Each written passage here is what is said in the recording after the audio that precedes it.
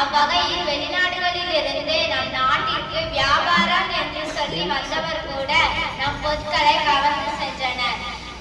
அதையும் மீறி கிபி 1600 அடியெடுத்து வைத்த ஆங்கிலேயர் நம்மையே ஆட்சி செய்து அடிமையும் செய்துவிட்டான்.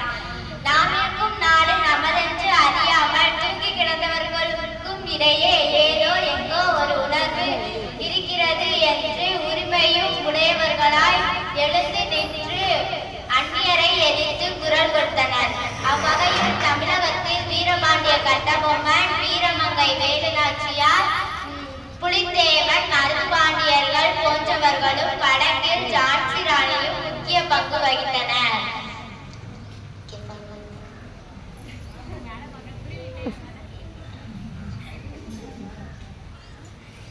இவர்களது இயக்கம் மிதவாதம், தீவிரவாதம் என்றும் பிரிந்தது.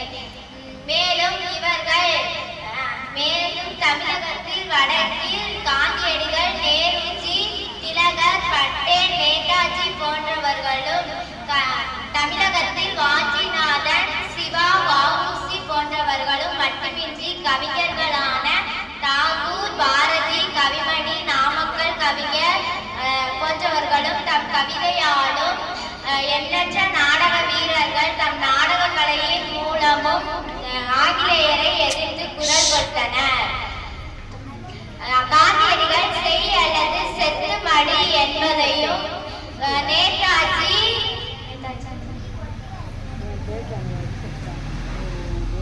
தில்லி சலோ வந்தே மாதரம் என்பதனையும், சுதந்திரம் நமது பிறப்புரிமை என்றும், தண்ணீர் விட்டோ வளர்ந்தோம் சர்வேசா பயிரை நாம் பன்னீரால் காப்போம்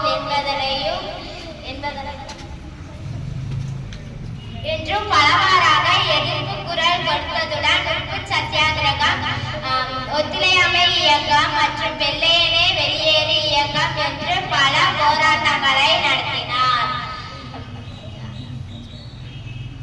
பல்வேறு வகையான முழக்கம், போராட்டம் என்று பாடுபட்ட பிறகு 1947ஆம் ஆண்டு ஆகஸ்ட் மாதம் 15ஆம் நாள் நமக்கு விடுதலை கிடைத்தது.